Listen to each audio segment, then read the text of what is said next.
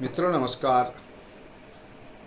मैं वैदिक सनातन धार्मिक ग्रंथों संहिताओं के 5 वीडियो डाल चुका हूँ।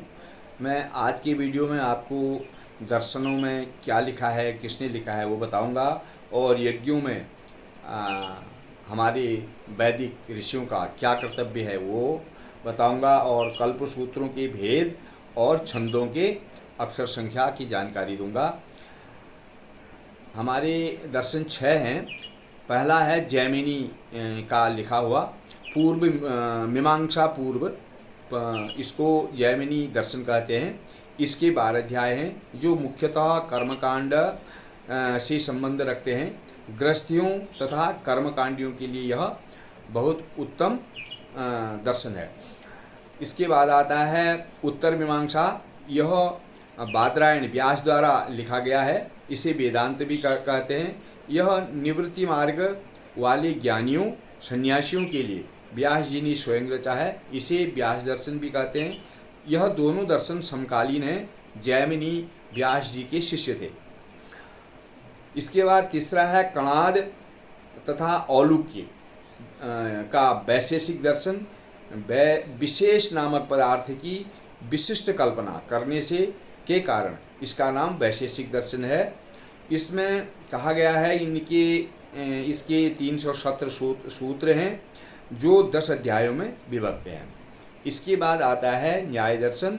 न्याय दर्शन के रचयिता गौतम गोत्री अक्षपाद हैं। विभिन्न प्रमाणों की सहायता से वस्तु तत्व की परीक्षा का नाम न्याय है।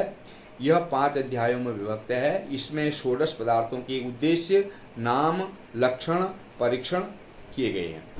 5वां आता है सांख्य दर्शन। कपिल मुनि के द्वारा यह दर्शित है। भारतवर्ष की प्राचीन प्रसिद्ध वैदिक तथा वेदांत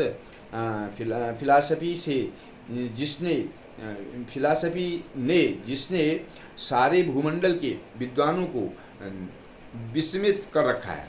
सांख्य का अर्थ है आत्मा के विशुद्ध रूप का ज्ञान करना। सांख्य के प्राचीन ग्रंथ इस समय लुप्त हैं। इसके वर्तमान समय में केवल 22 सूत्र मिलते हैं। कपिल मुनि प्रणीत तत्वमास ही प्राप्त है। 6ठा है पातंजलि का योग सूत्र, योग दर्शन। योग सांख्य का ही क्रियात्मक रूप है। योग सारे संप्रदायों और मतांतरों के पक्ष विपक्ष व वाद विवाद से रहित सार्वभौम दर्शन है। और आगे यज्ञों में हमारे कौन से वेद के ऋषियों के क्या क्या कार्य हैं वो उसकी जानकारी दे रहा हूँ। यज्ञ कर्मकांड में चारों वेदों के प्रतिनिधि के रूप में 4 ऋतुज होते हैं। होता पहले का नाम होता है। ऋग्वेद का प्रतिनिधि और ऋग्वेद के मंत्रों का गान करता है और आवाहन करता है। दूसरे हैं अर्घ्यु, ये यजुर्वेद के प्रतिनिधि हैं। यह यज्ञ के विविध कर्मों का निष्पादक प्रमुख ऋतुज होता है। तीसरे हैं उद्गाता, यह सामवेद के प्रतिनिधि हैं, साम मंत्रों का ज्ञान करते हैं। चौथे हैं ब्रह्मा, यह अथर्ववेद के प्रतिनिधि हैं। यह यज्ञ का अधिष्ठाता व संचालक व विविध विधियों का निर्देशक, त्रुटियों का परिमार्जक व विधि की व्याख्या करता है। यज्ञ की दृष्टि से ब्रह्मा का स्थान सबसे ऊंचा है। अब आता है कल्पसूत्रों में किस सूत्र में क्या लिखा है। श्रौत सूत्र में वेदों व ब्राह्मणों में प्रतिपादित यज्ञ याग आदि कर्मकांडों का विधान किया गया है। ग्रह सूत्र में दैनिक जीवन से संबंधित कर्तव्यों व धार्मिक विधि विधान, जन्म से मृत्यु पर्यंत संस्कार व कर्तव्य बताए गए हैं। धर्म सूत्र में धर्म में 4 आश्रमों, 4 वर्णों व राजकीय नियमों का विवेचन और सभी आचार विचारों का उपदेश दिया गया है। शूल्ब सूत्र में यज्ञों के लिए वेदी निर्माण की रीतियाँ, माप, गणनाएं व रेखीय गणितीय अंक गणितीय ज्ञान दिया गया है। अब आते हैं हमारे छंद। गायत्री छंद त्रिपदा है। इसमें 8-8 अक्षर की 24 अक्षर हैं। उष्ण छंद द्विपदा है। इसमें 8, 8 और 12 तीन अक्षर, तीन के लाइन है और 28 अक्षर है। यह त्रिपदा है।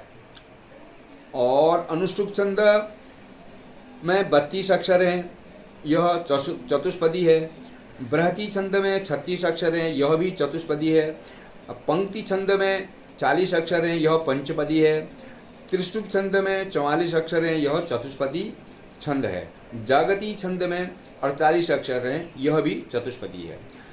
इन छंदों के अनेक आवांतर भेद हैं। किसी छंद में अक्षरों के कम या ज़्यादा होने पर उसका आवांतर भेद हो जाता है। जैसे गायत्री छंद में 24 अक्षर होते हैं, परंतु इसमें एक अक्षर कम होने पर इसे निश्रित गायत्री कहते हैं और एक अक्षर ज़्यादा होने पर भूरिक गायत्री छंद कहते हैं। ऐसे ही आवांतर भेद होते रहते हैं। धन्यवाद। मैं आगे को और भी वीडियो बनाकर आपको जानकारी दूंगा। इस वीडियो को शेयर भी करने की कृपा करें ताकि कुछ और स्नातनियों तक जानकारी पहुंचे। धन्यवाद।